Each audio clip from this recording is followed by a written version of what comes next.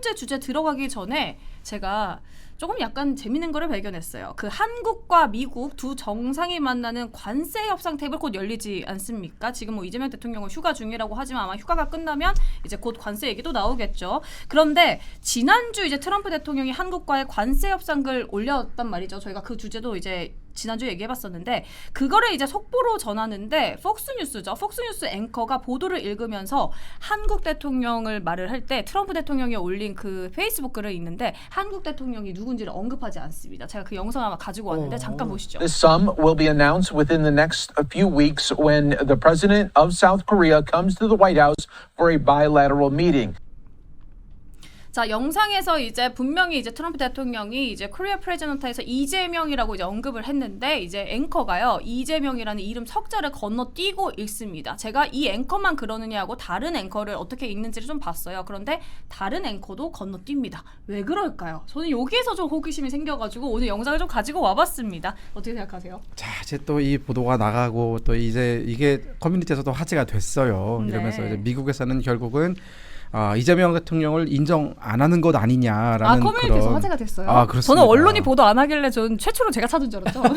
한번 이제 보도가 됐었어요. 네. 이제 그 아무래도 DC 갤러리에 뭐 미국 정치 갤러리나 이런 데 보면은 이 폭스뉴스 앵커가 이재명 대통령의 이름을 얘기하지 않는다라고 하면서 미국의 어떤 전반적인 분위기를 보여준다. 특히나 이제 이재명 대통령을 인정하지 않는 또한 트럼프 대통령이 그 페이스북에 글을 올려 그 소셜 미디어에 글을 올려 트루스 포럼에 글을 올렸는데 네. 여기에 보면은 여러 가지 그 단어들이 정상회담에 어울리는 단어들이 아니었단 말이에요. 정상회담이 아니라 뭐 약간 양자 뭐 회담식으로 좀 격화시켰고, 그러니까 서밋이란 단어를 쓰지 않는다라든가 이런 여러 가지 어떤 그 뉘앙스에서 이재명 대통령을 어떤 일국의 어떤 그 정상적인 절차를 거친 대통령으로서 인정을 안 하는 것 아니냐는 그런 분위기가 있고, 또 이 부정선거 얘기하시는 분들, 또 여러 가지 그 윤어게인 얘기하시는 분들은 또 이제 이 뉴스를 보면서 결국은 이재명 대통령을 바라보는 미국 내 어떤 줄 시각을 보여주는 거다라고 얘기를 하시더라고요. 네. 저는 개인적으로 이걸 보면서 제가 들었던 생각은 좀 뭐랄까요?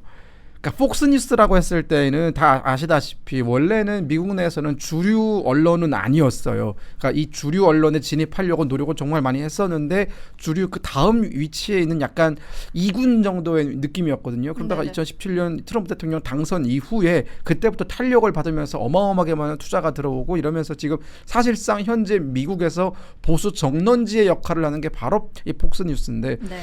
이 앵커가 실수로 이재명 대통령 이름을 얘기를 안 했을까?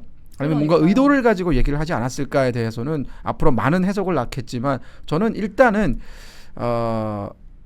글쎄요, 실수이지 않을까라는 생각이 듭니다. 왜냐하면 이 사실 근데 실수라고 하기엔 제가 네네. 앞서 말했어요. 다른 앵커들도 건너뛰었다. 그렇기 때문에 저 또한 미국이 바라보는 한국의 이 태도를 간접적으로 나타내는 거 아닌가라는 생각이 좀 들었거든요. 대변인님 그렇죠. 어떻게 저도 생각하세요? 좀 그렇게 봅니다. 이거 의도적이라고 봐요. 만약에 이제 우리나라 이제 대통령의 이름이 예를 들면 베트남이라든가 태국이라든가 이런 식의 이름이면 이름이 되게 어려워요. 그런 거는 건널뛸 수가 있을 겁니다. 아니면 적어도 라스트네임 리 그렇죠. 이렇게 읽을 라스트 수 네임 있는데, 정도는 그렇죠? 얘기할 네. 수 있죠. 근데 우리나라 이름은요 상대적으로 외국인들 발음하기 수월합니다. 그리고 많이 이제 한국의 어떤 이름이라든가 이런 거 많이 알려졌기 때문에 수월한데 이거를 그냥 건너뛰었다. 이거는 이제 그냥 건너뛰었다고 보면 실수했다고 보면 이제 순진한 거고요. 저는 의도적이었다고 봅니다. 이재명 대통령이 그동안 해왔던 말들이 있습니다. 미군은 뭐라고 했습니까? 점령군이라고 했습니다. 그러니까 소련 탱크를 밀고 내려온 북한에 의해서 우리나라가 사회주의 국가로 통일될 뻔한 적이 있지 않습니까? 그때 유엔과 미군에 의해서 3만 명이 넘는 희생자를 내면서 우리나라 자유민주주의를 지켰단 말이에요. 그랬던 나라를 그리고 70년 동안 지금 한미 혈맹으로 지금 동맹관계를 유지하고 있는데 그런 나라를 점령군이라고 부른다. 그리고 또 뭐라고 부릅니까? 고양키라고 불러요. 누가? 국무총리의 형이. 그리고 국무총리도 옛날 학생 때 그렇게 불렀었죠. 자, 그렇게 하니까 아마 인정하지 않는 거예요. 폭스뉴스는요, 방금 잠깐 말씀했지만 미국의 대표적인 우파 채널입니다. 루퍼트 모독이라고 아시죠? 모독이라면 세계 제일의 미디어 재벌 아닙니까? 루퍼트 모독이 만든 회사인데 미국의 현재로서는 가장 미국의 목소리를 잘 대변하는 매체라고 알려져 있습니다. 거기에서 이렇게 의도적으로 이재명 대통령 이름 언급 안 했다는 거는 트럼프 대통령이 가지고 있는 시각이 어떻는가, 이번 달 말이죠. 이번 달 말 만난다 그러는데 정상회담에서 쉽지 않은 자리가 될 거라는 것을 보여주는 상징적인 뉴스다 이런 겁니다. 알겠습니다. 저 약간 네. 여담인데 그런 상상을 했어요. 그 뉴스를 보면서 트럼프 대통령은 과연 이재명 대통령의 이름 풀네임을 기억하고 있을까? 만약 정상회담을 하다가 미스터리 리후 이런 식으로 발음을 해버리면 이 누구 이래버리면 굉장히 이제 외교적인 결례가 되잖아요. 네, 네, 그런 네. 부분들을 보면서 이재명 대통령 지금 이재명 정부가 좀 분발을 해야 된다. 그러니까 지금 현재 우리가 객관적으로 볼 수 있는 100% 팩트다라고 말씀드릴 수 있는 사실은 미국 내 주류 정치권과 특히나 공화당 주류의 정치권과 마가 세력과 보수 언론은 이재명 대통령에 대해서 아주 탐탁치 않은 시선으로 보고 있다. 매우 우려스럽고 suspicious라는 단어를 많이 써요. 의심스러워하고 있다라는 그런 기류가 있거든요. 근데 이런 기류를 눅자치지 못한 채 이제 미국에 가서 예를 들어서 백악관에 가서 회담을 하게 되면 제2의 젤렌스키가 될 수 있어요. 그러니까 트럼프 대통령 입장에서는 모든 카메라가 켜진 앞에서 이재명 대통령을 굉장히 곤경에 처하게 만들어 놓고 본인이 원하는 것들을 가져가려고 할 수 있거든요. 그러니까 이 부분에 대해서 think of the unthinkable이라는 단어가 있습니다. 그러니까 우리가 예측할 수 없는 것에 대해서 생각을 할 수 있어야 된다. 지금 이재명 정부가 필요한 건 바로 think of unthinkable이 아닌가라는 생각이 듭니다. 잘 정리해 주신 것 같습니다. 이제 보좌관님 말씀대로 이제 커뮤니티에서 이제 좀 이렇게 이슈가 됐었는데 또 이제 저희 오늘 일터 뉴스가 또 이거를 이제 이슈화 시켰으니까 아마 더 이슈가 되지 않을까 좀 생각은 해봅니다. 자, 이제 주제로 아마 들어갈 텐데 첫 번째 주제는 영상 먼저 보고 이제 얘기 나누겠습니다.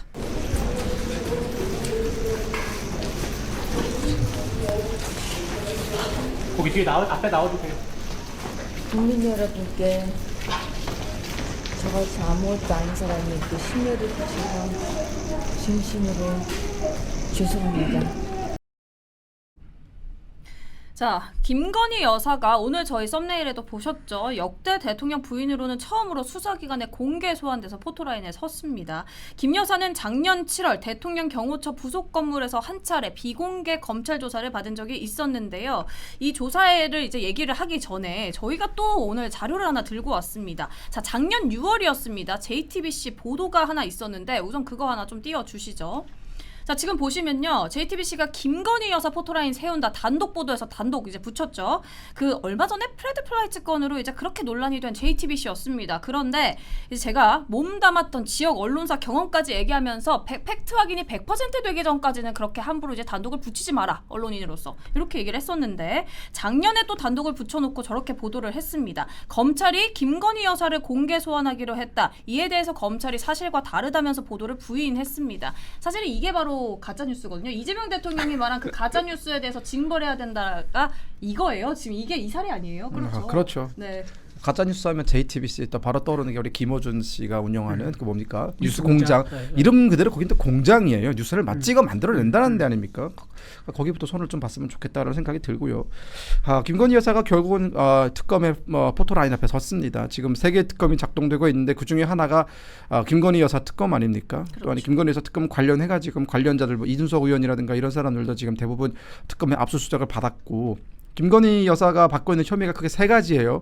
가장 잘 알려진 게 도이치모터스 주가 조작 사건, 두 번째 이제 그 건진법사와 관련된 뭐 의혹, 세 번째가 아마 그 공천 개입 이 정도가 되겠죠. 그 특검이 내세우고 있는 주장이 이 3개인데 제가 봤을 때는 이 공천 개입이라든가 건진법사 관련해서는 그 특검이 수사를 속도를 내곤 있지만 우리가 받은 느낌으로는 딱히 스모킹건이 없다. 뭔가 확실한 결정적인 한 방이 없다라는 생각이 들거든요.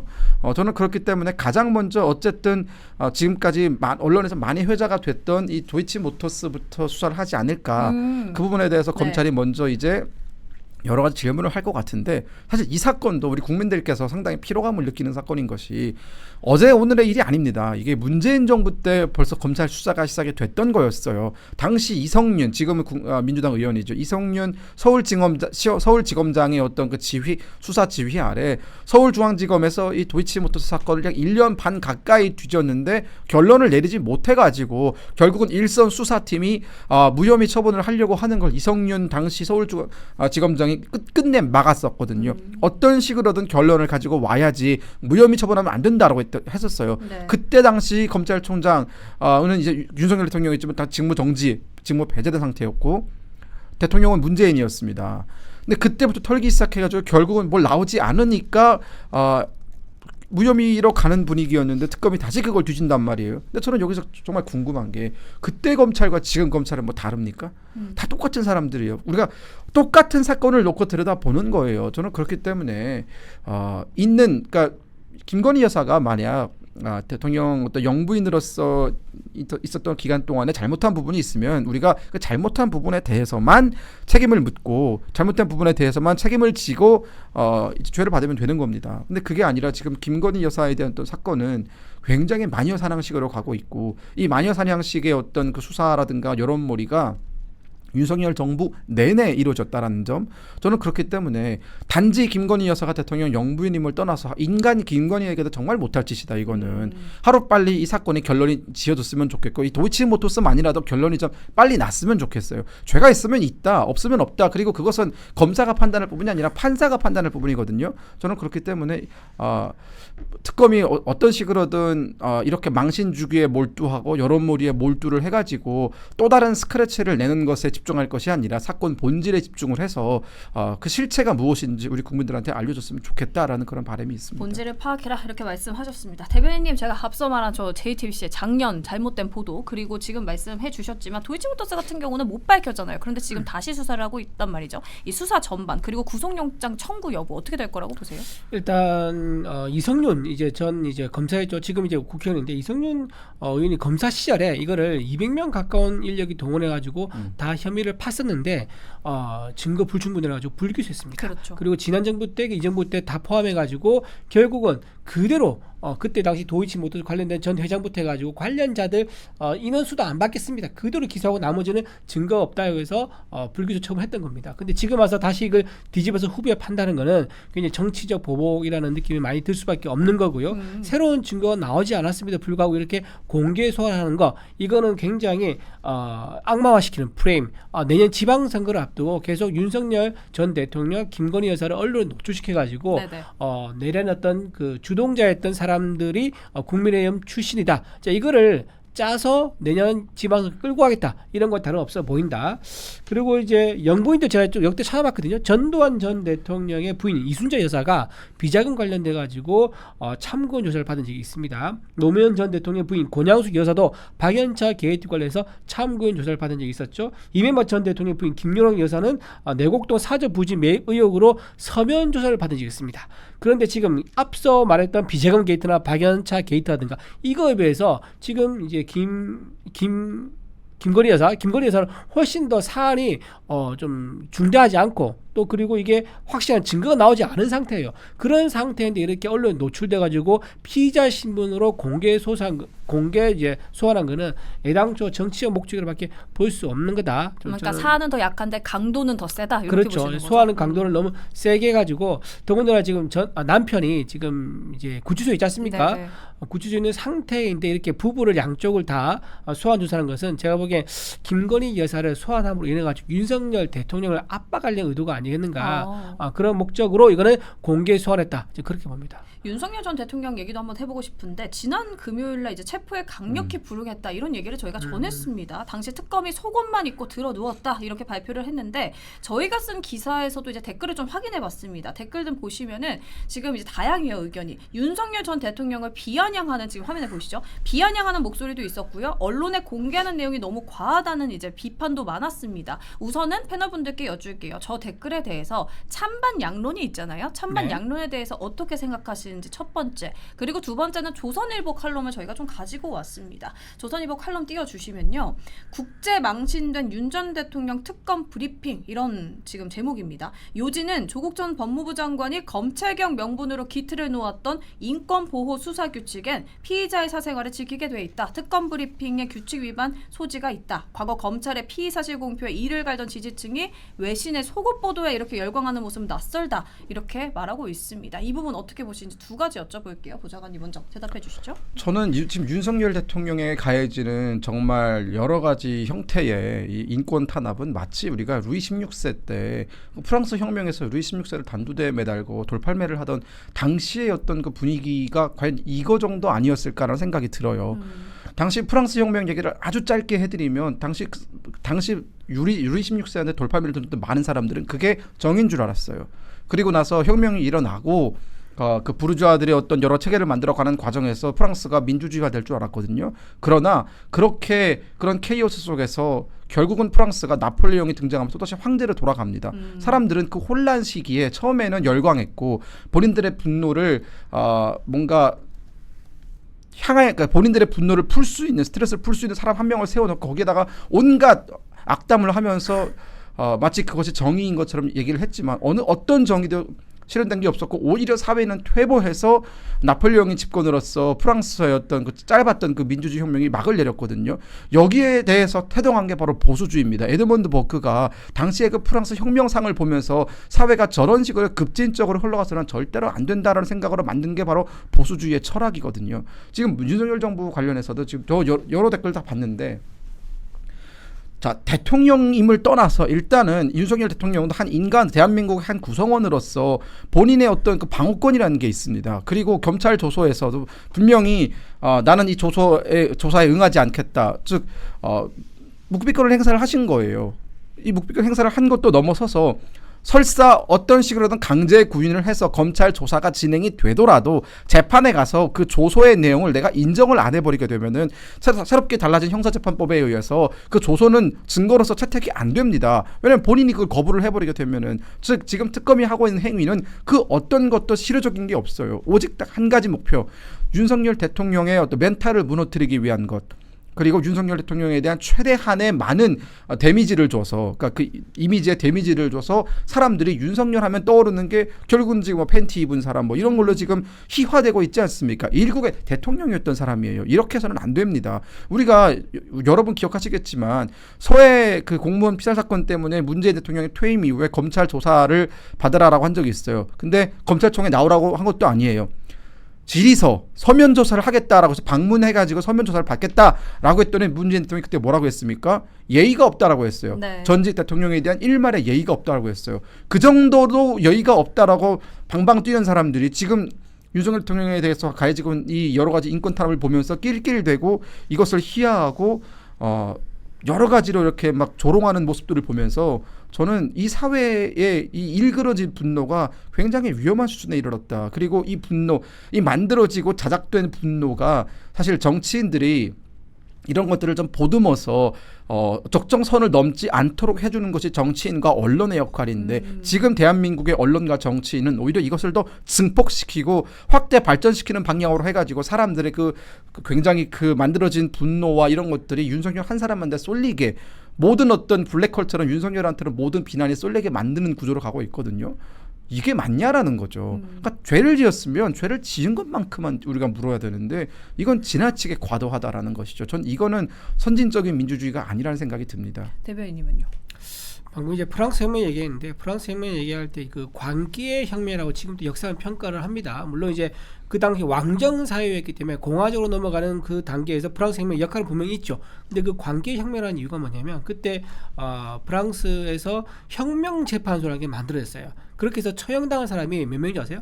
4만 명입니다. 그래요? 4만 명. 최대 4만 명으로 봐요. 역사학자들. 2만 명에서 4만 명 사이인데 근데 그때 어떻게 혁명재판에서 처형을 시키냐면요. 의심만으로도 처형을 시켰어요. 그러니까 광기라는 게 혁명이 그렇게 무서운 거예요. 광기에 휩쓸리면 증거라든가 법치라든가 이런 게 다 무너지는 거예요. 지금 이재명 대통령이 이끌고 있는 사법부, 그 다음에 정청래 이제 당 대표가 이끌고 있는 민주당을 보면요, 이런 광기의 정치를 다시 한번 반복하고 있다고 봅니다. 그래서 거기에 그럼 누가 손발이 되냐? 바로 특검이에요.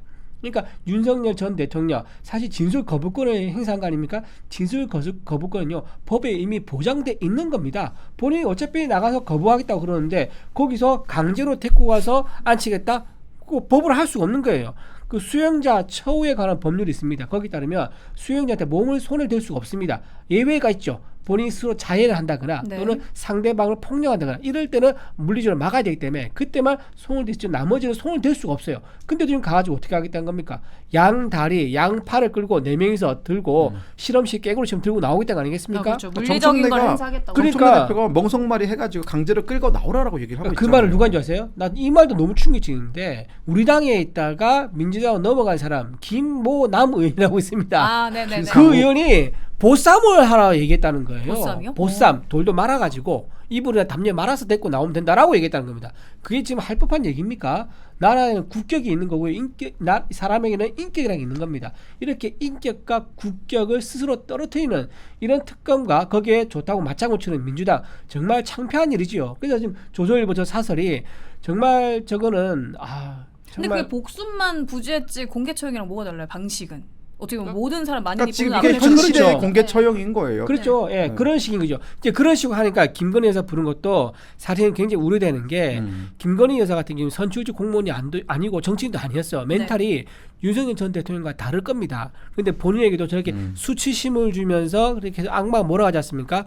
굉장히 지금 멘탈 흔들리면요. 정말 생각지도 못한 그런 사고가 날 수 있습니다. 그래서 저는 저렇게 특검에서 몰아가면서 민주당의 어떤 설계자 말 따라서 움직이는 말처럼 움직이고 있고 민주당 그걸 이용해가지고 계속 악마 프레임을 씌우고 있는 이 장단에 맞춰진다면 광기에 이 이재명 정권의 초반이 끝까지 이어질 수도 있다. 그래서 저는 정청래 당 대표가 이번에 당권을 잡은 게 굉장히 위험한 신호다. 저는 그렇게 보고 여기에 맞서기 때문에 우리 국민의힘의 정당대회가 이번에 그 어느 때도 중요하다. 그렇게 말씀드립니다. 알겠습니다. 네. 자, 주제를 넘어가기 전에 이제 앵커 입장으로서 시선을 하나 말씀드리면 지금 외신에 열광하는 모습이라고 이제 저렇게 칼럼에서 표현을 했잖아요. 그런데 제가 그래서 좀 찾아봤습니다. 또 저 팩트 체크 좋아하잖아요. 그래서 AFP 통신, 프랑스 24, 뭐 야후 뉴스 이렇게 보도를 했는데 이제 미국 보도 뭐 CNN, 폭스뉴스는 제가 찾아본 결과로는 보도하지 않았습니다. 그래서 일부 언론 보도를 이제 열광적으로 외신이 보도한다. 이거는 조금은 과장된 표현이 아닌가. 실제로 한국 언론에서도 조금은 과장된 표현이라고 하는 것들을 제가 글을 봤거든요. 그래서 이것만 이제 좀 체크하고 가겠습니다.